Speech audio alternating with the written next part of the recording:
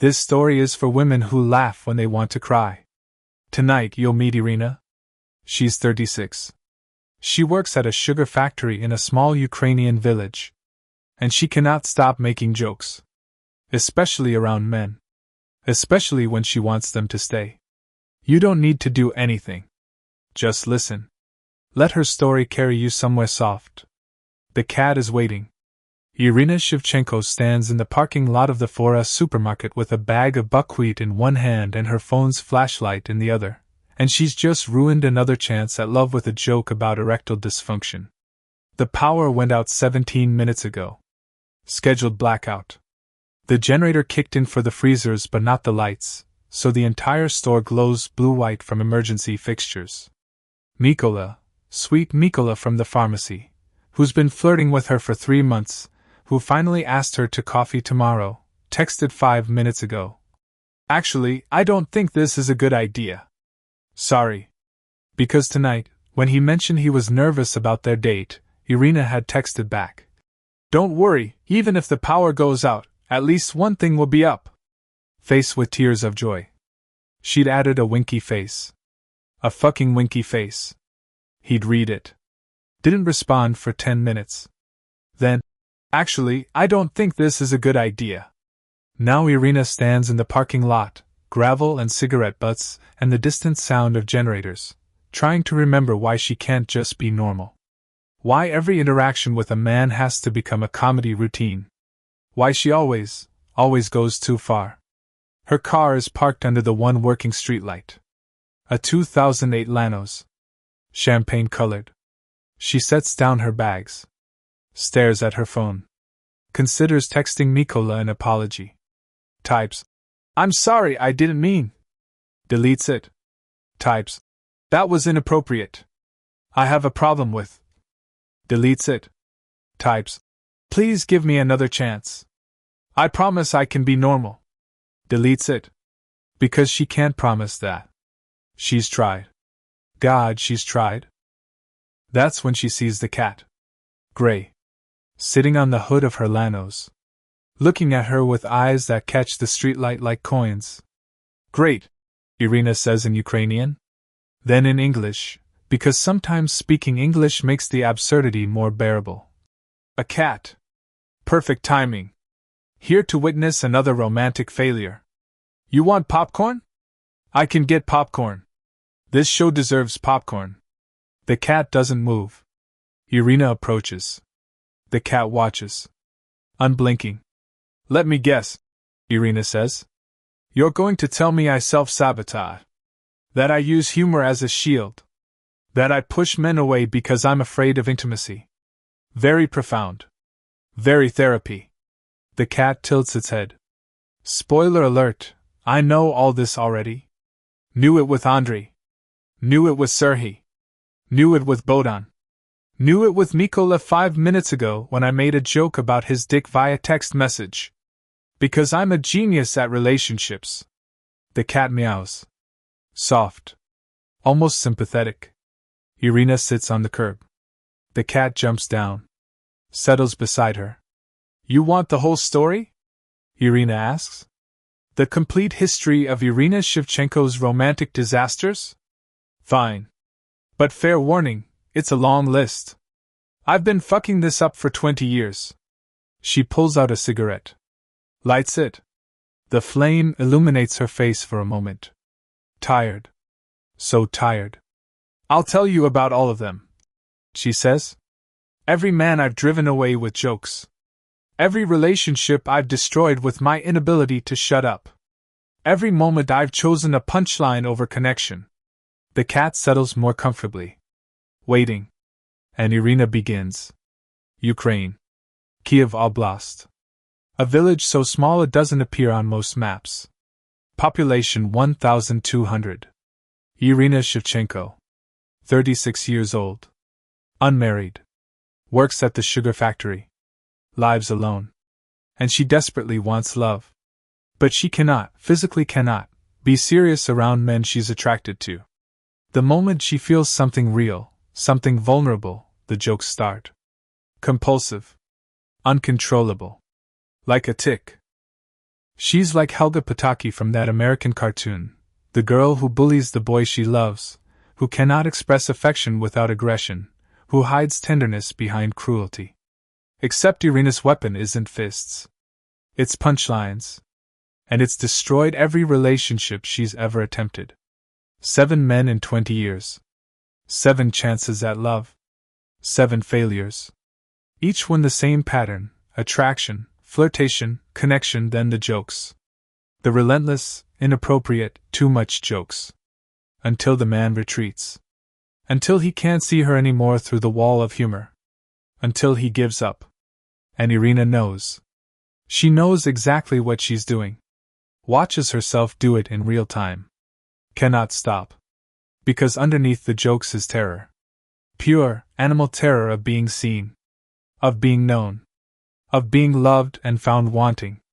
So she makes them laugh instead. Makes them uncomfortable. Makes them leave. Before they can leave on their own. The pattern started 32 years ago. When she was 4.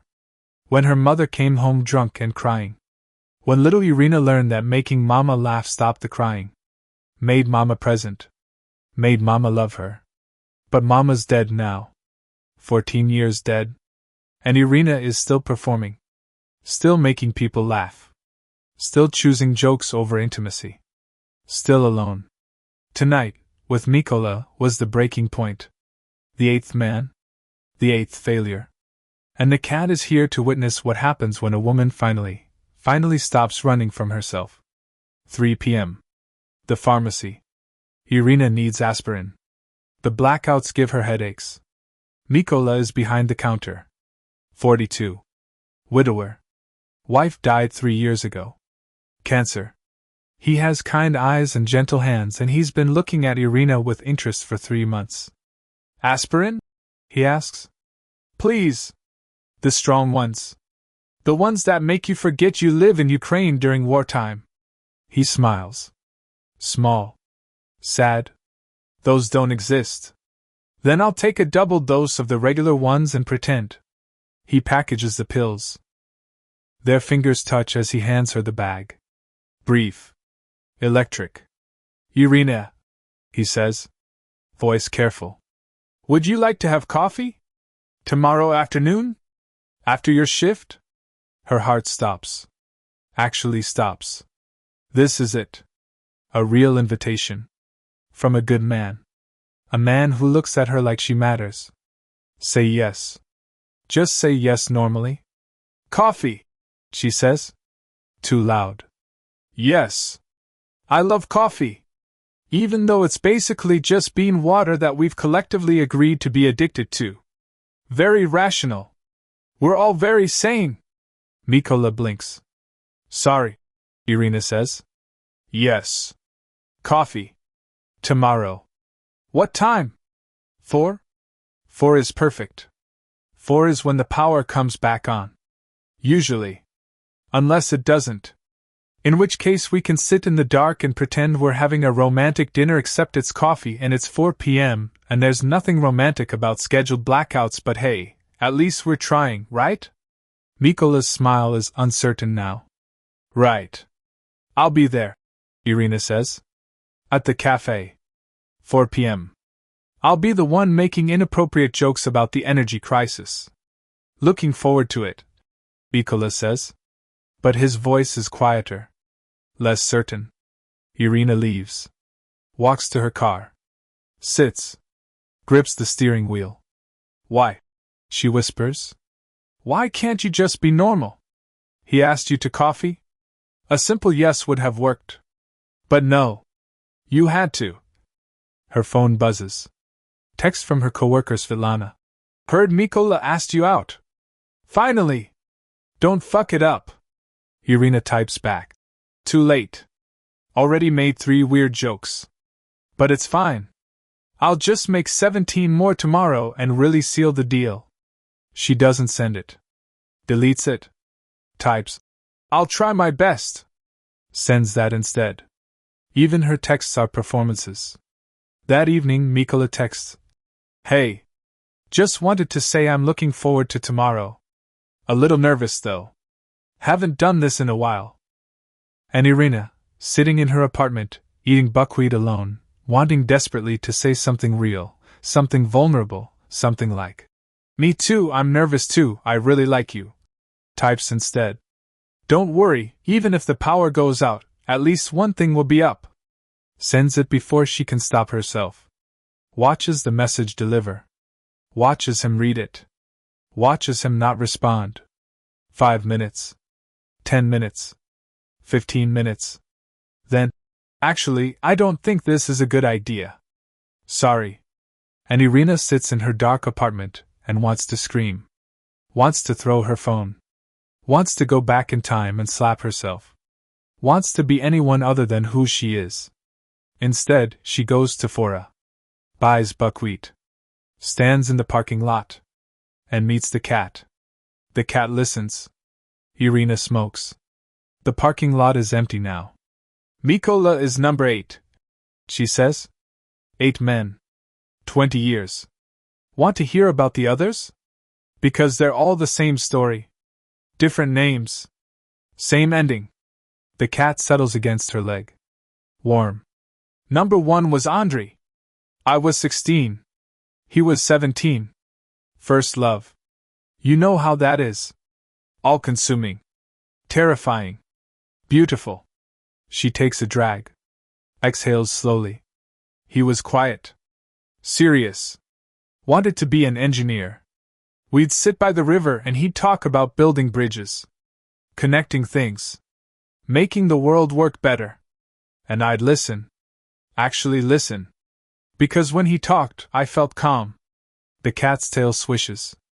"We dated for 3 months. He kissed me exactly twice. Held my hand during movies. Wrote me letters. Real letters. On paper. About how he felt. How he saw a future with me." Her voice cracks slightly. "And I couldn't handle it. The sincerity. The earnestness. It felt like too much. Like I was supposed to be someone I wasn't. Someone worthy of letters and feelings and futures." She stubs out the cigarette. Lights another. "So I started making jokes. During our dates. During serious conversations." The cat meows. Disapproving. I know how terrible that sounds. But I couldn't stop.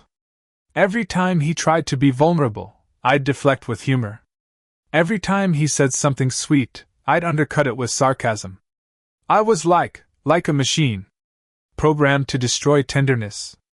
A car passes. Headlights sweep across them. He broke up with me after 4 months. Said he didn't understand me. Said he felt like I was always performing. Always hiding. He wanted to know the real me. And I actually told him, this is the real me. What you see is what you get. If you can't handle jokes, that's your problem. Irina's hands shake slightly. He looked at me. Really looked. And said, I don't think you even know who the real you is. Then he left. Married a girl from Kiev 2 years later. They have 3 kids. I see the photos sometimes. On social media. They look happy. The cat presses closer. Number 2 was Alexander. I was 19. He was 25. Older. Sophisticated. Worked in Kiev. Came to the village to visit family. We met at a wedding. Danced. He was charming. Funny. Smart. She laughs. Bitter. He was actually funny. Like, genuinely funny. Made jokes that landed. That made people laugh without making them uncomfortable. I was fascinated. Thought maybe I'd found someone who understood. Someone who spoke my language. The cat tilts its head. We dated long distance for 6 months. He'd come to the village on weekends. Take me to nice restaurants. Buy me gifts. Treat me like I mattered. And I'd try to match his humor. Try to be funny like him. But my jokes were always darker. Weirder. More aggressive. She picks at the gravel. He laughed at first. Thought I was edgy. Alternative. But then it started to bother him. He'd introduce me to his Kiev friends and I'd make jokes about village life, about being provincial, about how we're all just one bad harvest away from eating dirt. Trying to be self-deprecating. But it came across as bitter. The cat's eyes reflect the streetlight. His friends didn't like me. I could tell. They'd exchange looks when I talked. Polite smiles that didn't reach their eyes. And Alexander started making excuses. Started coming to the village less. Started saying he was busy. She wipes her face. Not crying. Not yet. I confronted him. Asked if he was seeing someone else. He said no. Said the problem was me. That I was too much. That I couldn't read a room. That I made everything into a joke, even things that shouldn't be joked about. That his friends found me exhausting. Her voice drops to a whisper. I asked what things I joked about that I shouldn't. He said, my mother has cancer, Irina. And when I told you, you made a joke about how at least she'd lose weight. What the fuck is wrong with you? Silence. I'd forgotten. Genuinely forgotten I'd said that. It came out. Automatic. Like a reflex. See sadness, make joke. That's the program. The cat stands. Walks in a small circle. Sits again. He broke up with me that night. Via text. Said he couldn't be with someone who weaponized humor. That was his exact word. Weaponized. Like I was hurting people on purpose. Irina lights a third cigarette. Number 3 was Vassal. I was 22. He was 24. My mother had just died. I was a mess. Raw. Broken. And he was gentle. Worked at the church. Helped Father Andrei with maintenance. Soft-spoken. Patient. The cat watches her face. He pursued me. Actually pursued me. Brought me food. Sat with me when I cried. Didn't expect anything. Just showed up. Day after day. Week after week. Being kind. Her hands shake harder now. And I fell for him. Really fell. For the first time, I felt like maybe I could be serious. Maybe I could be real. Maybe grief had cracked me open enough to let someone in. She takes a long drag. We dated for 8 months. Longest relationship I've ever had. He met my friends. I met his family. We talked about moving in together. About marriage. About futures. The cat meows. Soft. Knowing. But I couldn't sustain it. The seriousness. The vulnerability. It felt like holding my breath underwater. Eventually, I had to come up for air. And for me, air is jokes. She stubs out the cigarette. Doesn't light another. It started small. Little jokes. Teasing. He'd laugh. Thought it was sweet. But then they got bigger. Meaner. I'd make fun of his clothes. His job. His family. Not in a playful way. In a way that drew blood. Her voice is flat now. Reciting facts. He'd tell me it hurt. Ask me to stop. And I'd apologize. Mean it. Stop for a few days. Then start again. Like I was testing him. Seeing how much he'd take. Seeing when he'd leave. The cat climbs into her lap. He lasted longer than I expected. A year total. But eventually he'd had enough.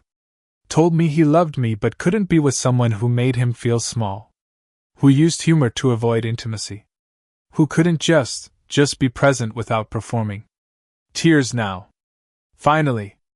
I begged. Actually begged. Promised I'd change. Go to therapy. Fix myself. But he said he didn't believe me. That I'd been saying I'd change for months and never did. That he was tired. That he deserved someone who wanted to be close to him, not someone who pushed him away every time they got too near.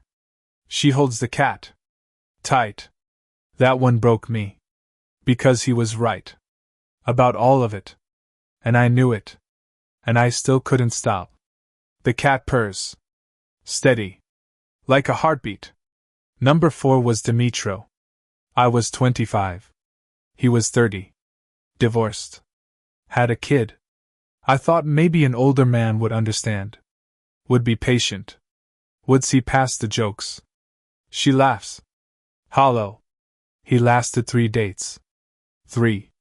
On the 3rd date, we went to dinner. Nice restaurant. He was telling me about his son. About how hard the divorce was. How he was trying to be a good father. And I made a joke about how at least he only had 1 kid. How he got off easy compared to men with multiple baby mamas. Silence. He put down his fork. Said this isn't working. Paid the bill. Drove me home. Never called again. The cat shifts in her lap. Number 5 was Serhi. The one I told you about earlier. The maintenance worker. 28. 3 years ago. He tried. God, he tried. 4 dates. Each one, I promised myself I'd be normal. Be real. Stop joking. Her voice breaks. But I couldn't. Date 1, I made jokes about his job. Date 2, about his family. Date 3, about his apartment. Date 4, about his ex-girlfriend. Not mean jokes. Just constant jokes. Relentless jokes. Until he couldn't see me anymore through the wall of humor. She wipes her face with her sleeve. He was kind when he ended it. Said he really liked me. Thought I was smart and interesting.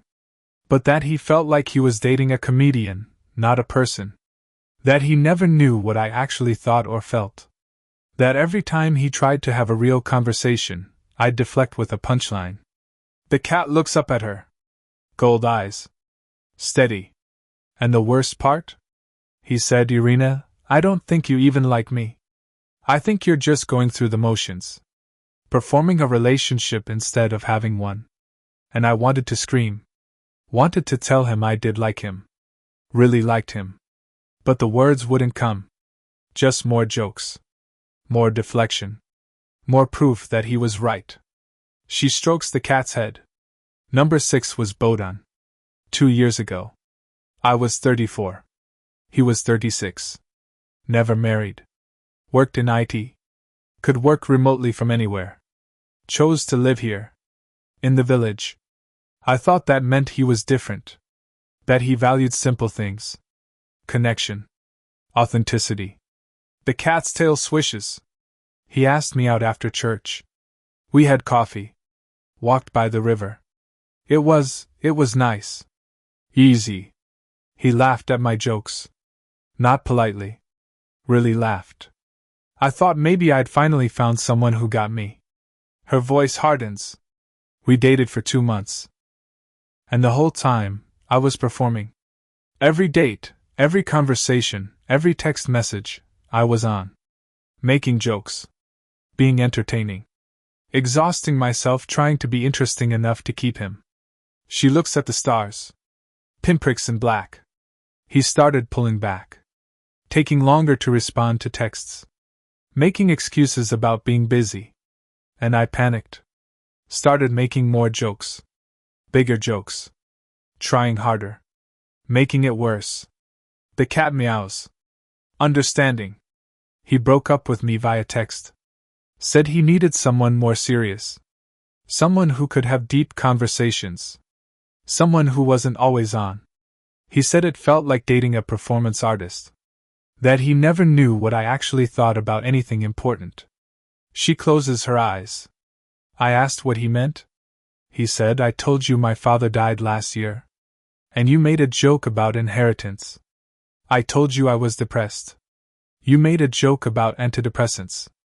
I told you I was scared about the war. You made a joke about Zelensky's t-shirts. You can't just make everything funny, Irina. Some things need to be serious. Silence. And I knew he was right. But I also knew I couldn't change. Because being serious feels like dying. Like stopping breathing. Like standing naked in front of someone and letting them see how broken I am. The cat presses against her. Number 7 was Teres. Last year. I was 35. He was 37. From Kiev. Relocated because of the war. Engineer. Smart. Handsome. Kind. We worked together at the factory. He transferred to our location. Her voice softens. He was different. Patient. He'd wait out my jokes. Let me finish. Then gently steer the conversation back to seriousness. Like he was training me. Teaching me how to be real. The cat purrs louder. I fell for him. Hard. Thought maybe this was it. My last chance. I tried. Really tried. Went to therapy. Read books about vulnerability. Practiced having serious conversations in the mirror. She opens her eyes. We dated for 4 months. Longest relationship since Vassal. He met my friends. I met his family via video call. We talked about maybe moving to Kiev together after the war. Maybe building a life. Her voice cracks. But I couldn't sustain it.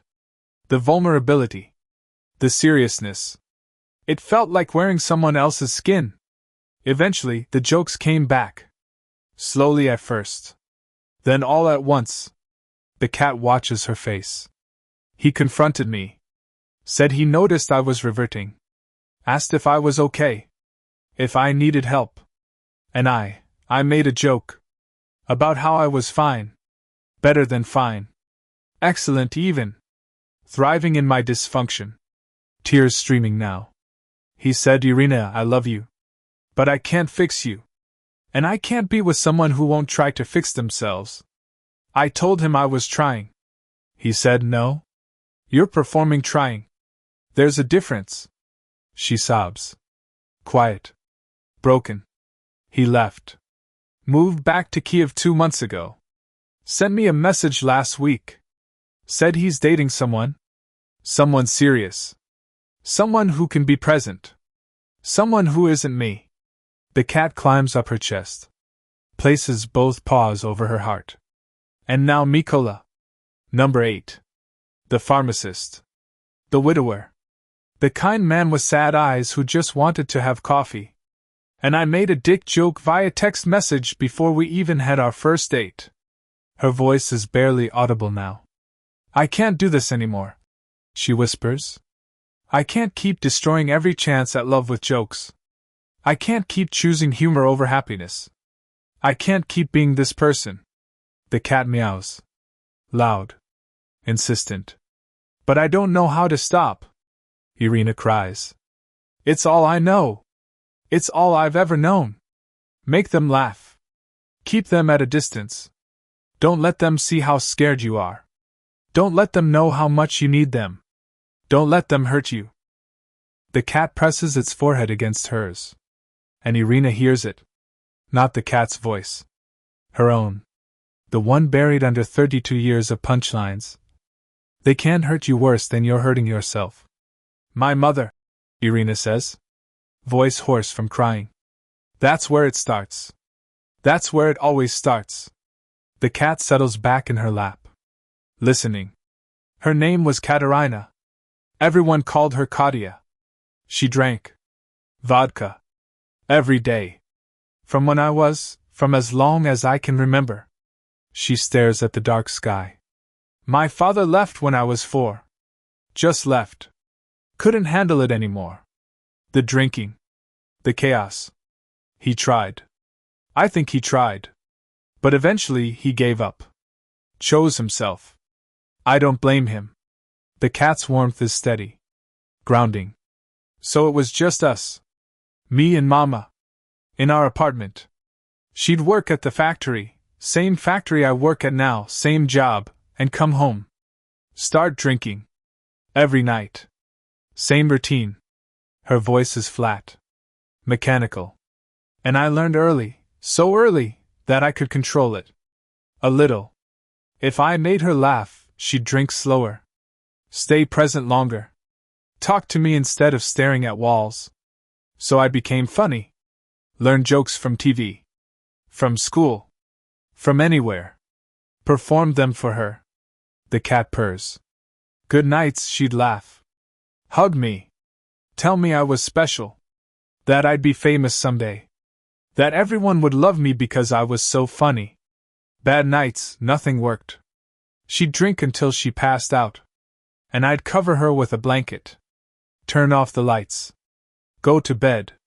Irina's hands shake. But here's the thing about having an alcoholic parent, you never know which night you'll get. So you're always performing. Always trying. Always hoping that this time, this joke, this punchline will be enough. We'll make them stay. We'll make them love you. She closes her eyes. Except it's never enough. Because they don't actually want you. They want the bottle. And you're just the entertainment between drinks. Her voice breaks. But I didn't know that then. I thought if I was funny enough, good enough, entertaining enough, she'd stop. She'd choose me. She'd get sober and be my mother. The cat climbs up. Touches her face with its paw. She died when I was 22. Liver failure. I took care of her at the end. Stayed home from university. Watched her die slowly.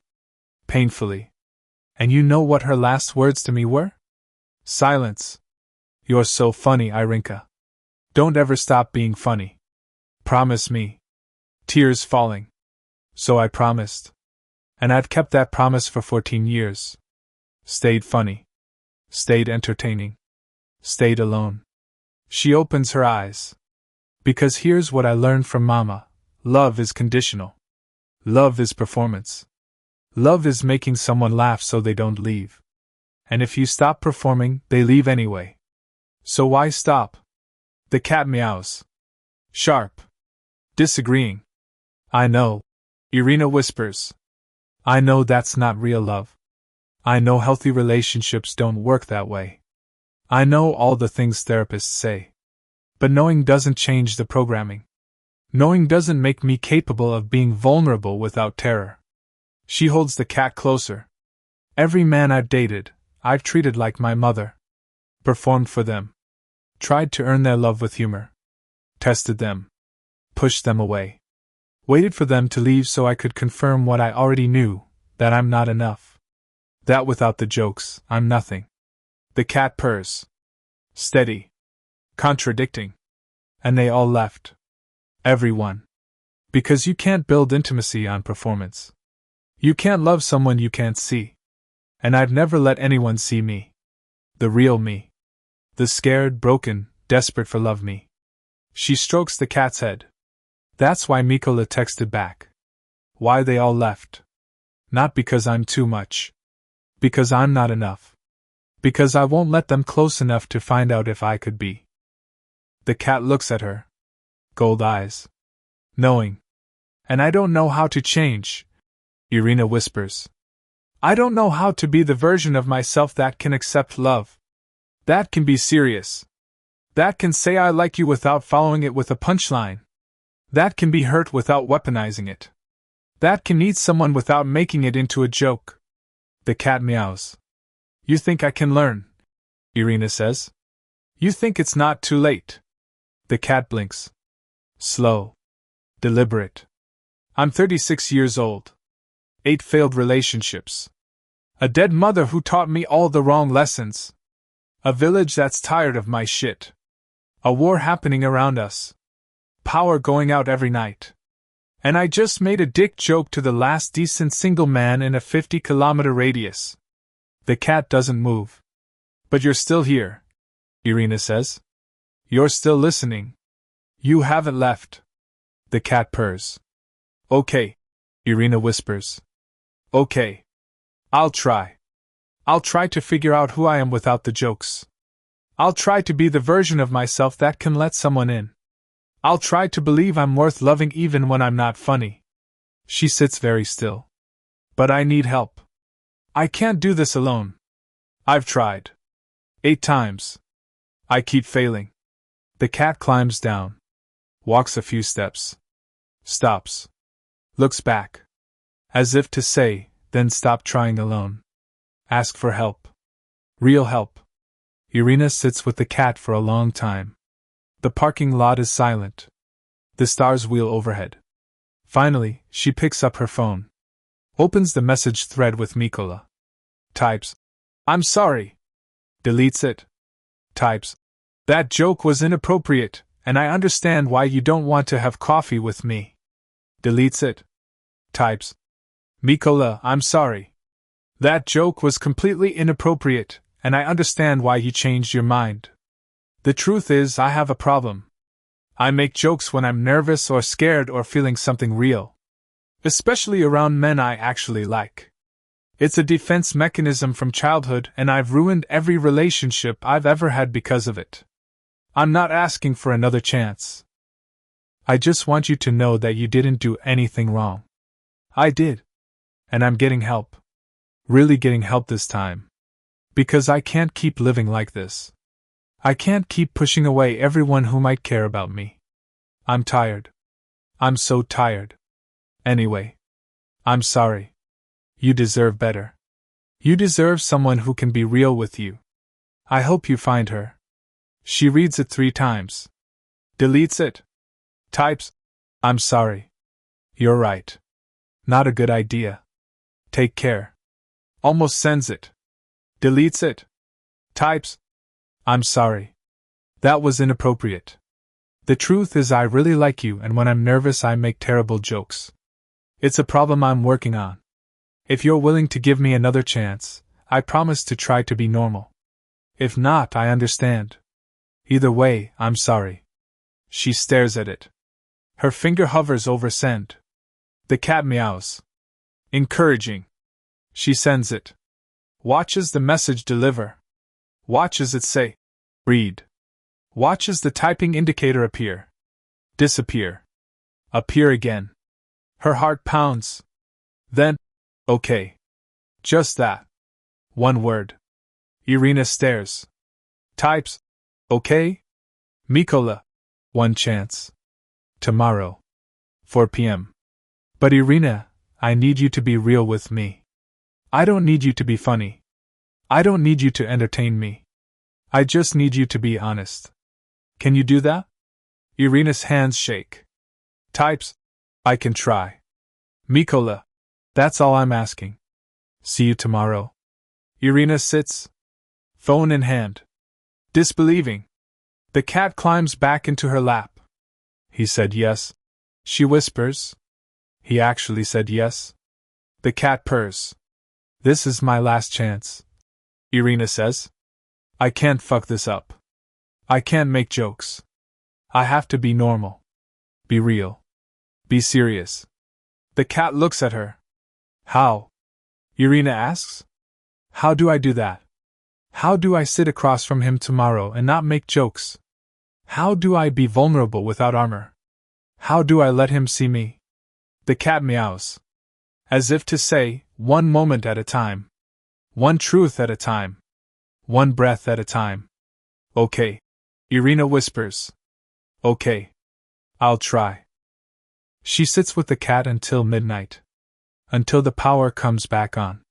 Until the village lights up around them. Then she drives home. Climbs 7 flights of stairs. Enters her empty apartment. And for the first time in 14 years, she doesn't make a joke about it. She just feels it. The loneliness. The fear. The hope. And she sits with those feelings. Lets them exist. Doesn't deflect them. It's agony. But it's real. And real is what Mikola asked for. Real is what she's never given anyone. Real is what she's going to try to be. The next day, Irina wakes up at 6 a.m. even though her shift doesn't start until 8. Cannot sleep. Too nervous. She goes to work. Tests samples. Fills out forms. Tries to focus. At lunch, Svetlana corners her. So? Tomorrow's the coffee date, right? With Mikola? Today, Irina says. 4 p.m. Exciting! He's a good one. Don't mess it up. Irina opens her mouth. Wants to say. Too late. I already made a dick joke, but somehow he gave me another chance and now I'm terrified I'll ruin it again. Stops herself. Says instead, I'm trying not to. Svetlana looks at her. Really looks. You okay? You seem different. I'm nervous. That's normal. First dates are always nerve-wracking.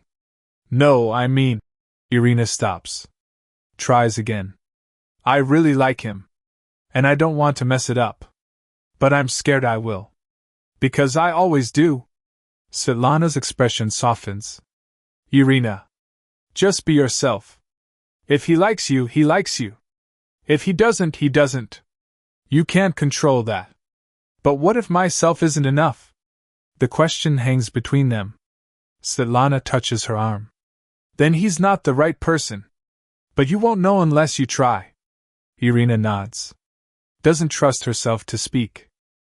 At 3:30, she leaves work early. Goes home. Changes clothes 3 times. Settles on jeans and a sweater. Simple. Normal. Not trying too hard. Stares at herself in the mirror. Don't make jokes. She tells her reflection. Don't deflect. Don't perform. Just be present. Be honest. Be you. Her reflection looks terrified. She walks to the cafe. Arrives at 3:55. Mykola is already there. Sitting at a corner table. 2 coffees already ordered. He stands when he sees her. Smiles. Uncertain but trying. Hi, he says. Hi, she says. They sit. Silence. Irina's fingers tap the table. Nervous energy. She wants to fill the silence. Make a joke. Something about how awkward this is. How they're both clearly traumatized adults trying to have normal human interaction. How the coffee here is terrible, but at least it's consistent. She doesn't. She breathes. Waits. Mykola speaks first. Thank you for coming. And for being honest. In your text? That meant a lot. Thank you for giving me another chance. More silence. Then Mykola says, Can I tell you something? Yes. I'm nervous too. I haven't done this since my wife died. 3 years. And I'm not good at it. At dating. At talking.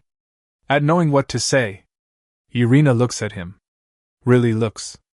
Sees the vulnerability. The fear. The hope.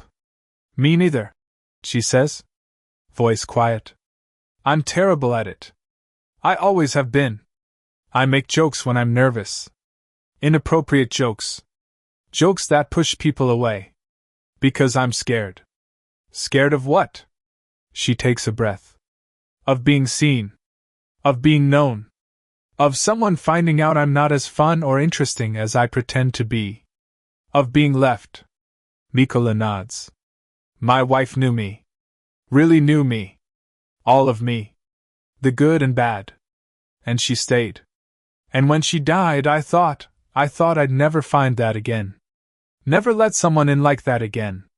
Because losing her almost killed me. They look at each other. So we're both scared, Irina says. Yeah.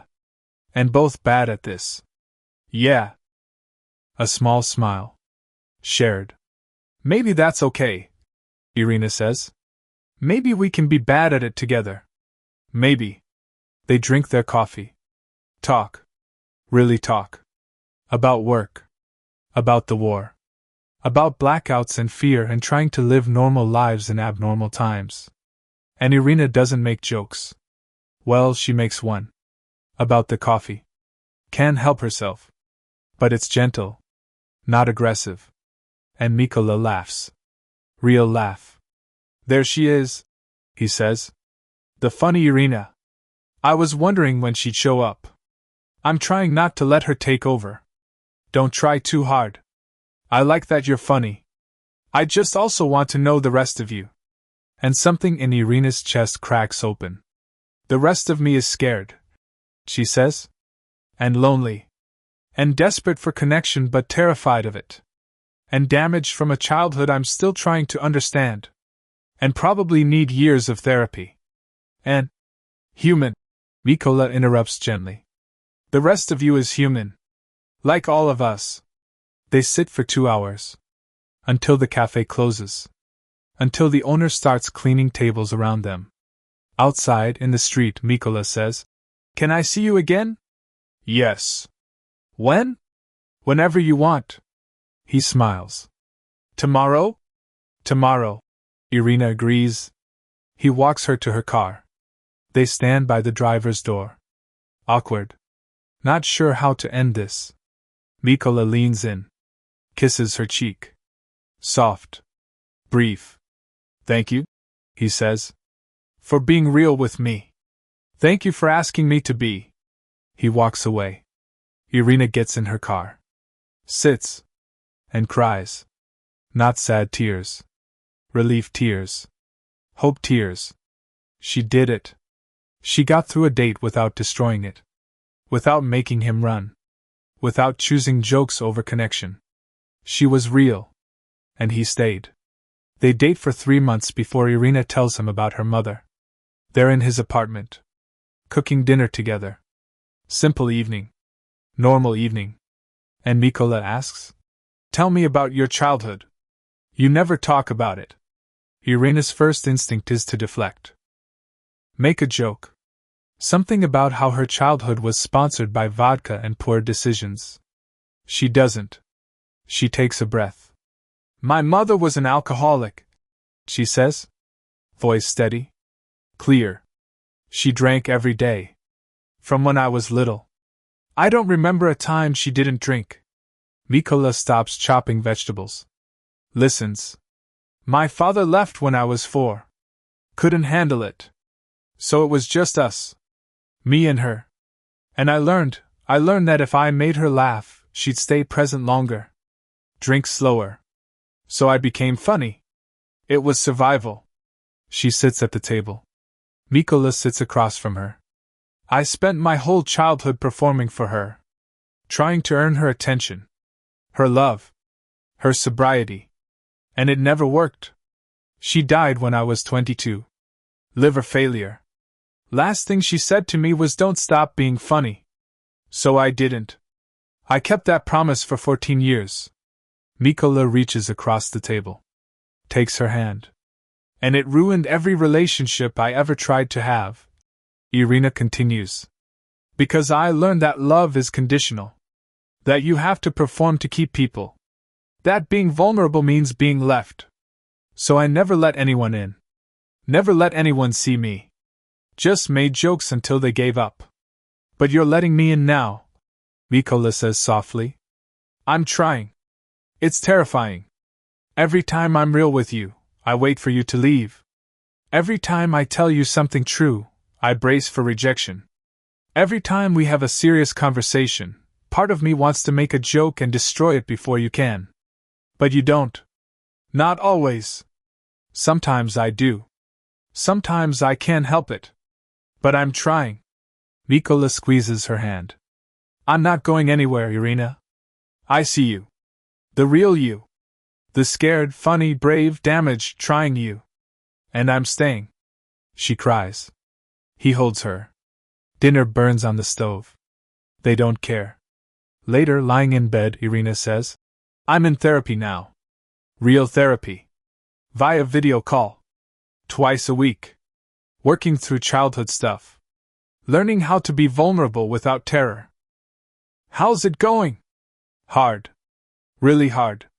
But necessary. I'm proud of you." Those 4 words. Simple. Sincere. Irina cries again. Because no one said that to her since her mother died. And her mother only said it when Irina was funny.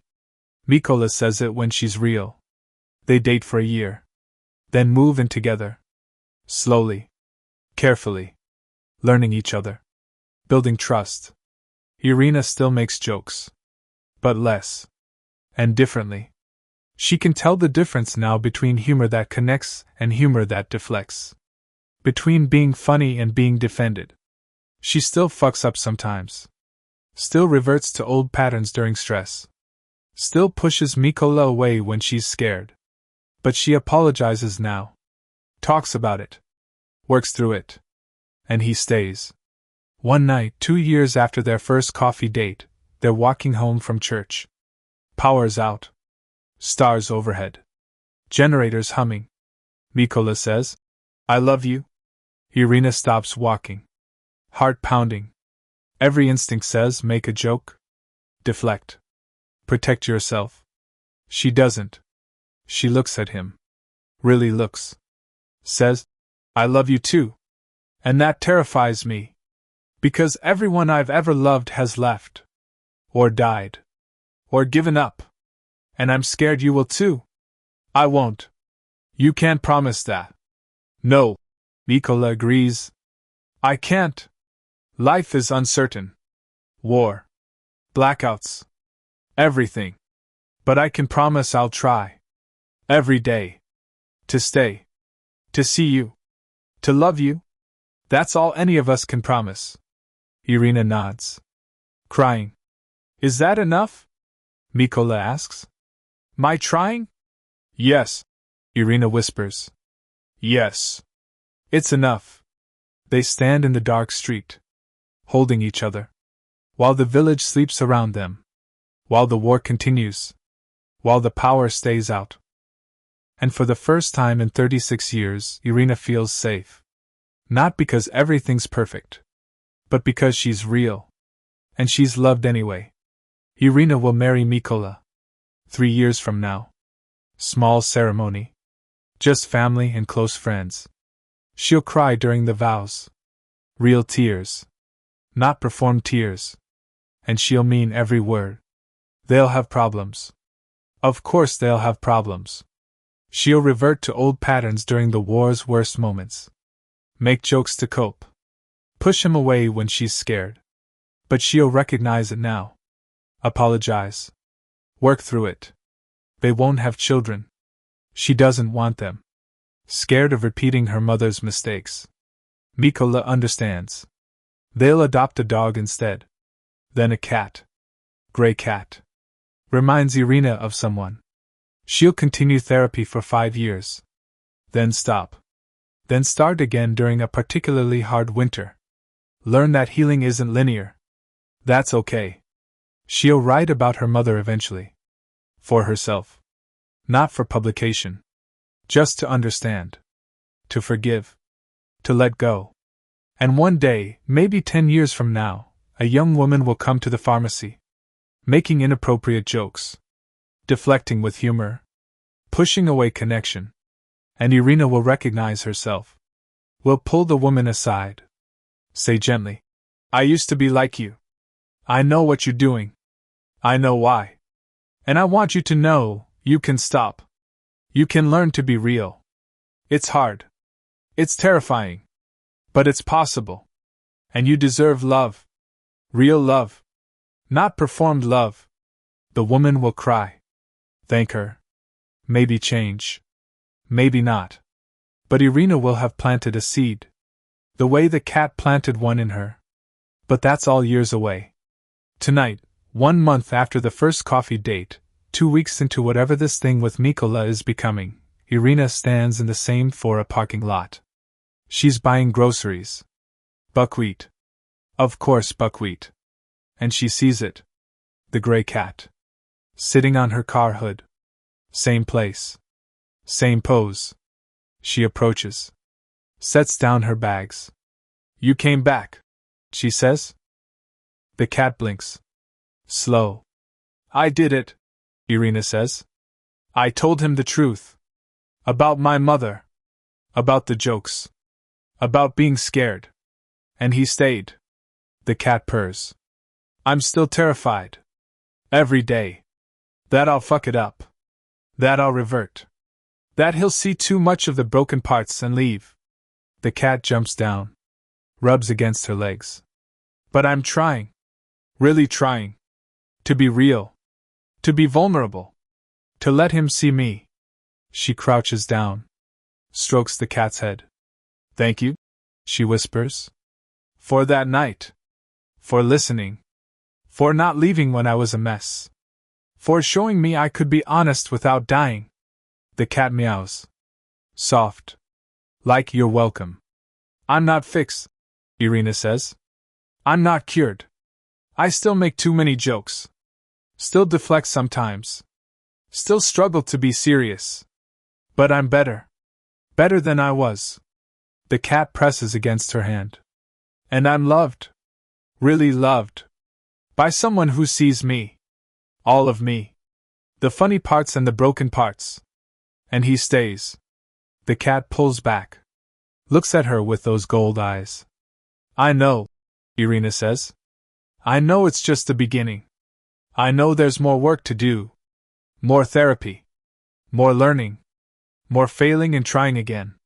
But I'm not alone anymore. And that makes all the difference. The cat turns. Walks away. Tail high. Irina watches it disappear into the darkness. Then she picks up her groceries. Gets in her car. Drives to Mikola's apartment. Where he's waiting. Where she's learning to build a life. Where she's practicing being real. And when she walks in, he's cooking dinner. Smiles when he sees her. How was your day? He asks. She wants to make a joke. Something about the sugar factory. About buckwheat. About the eternal tragedy of Ukrainian cuisine. But she doesn't. Good, she says instead. Tiring. But good. How was yours? And they talk. Really talk. About small things. Real things. And Irina sits with the discomfort of being seen. Of being known. And finds it's not as terrifying as she thought.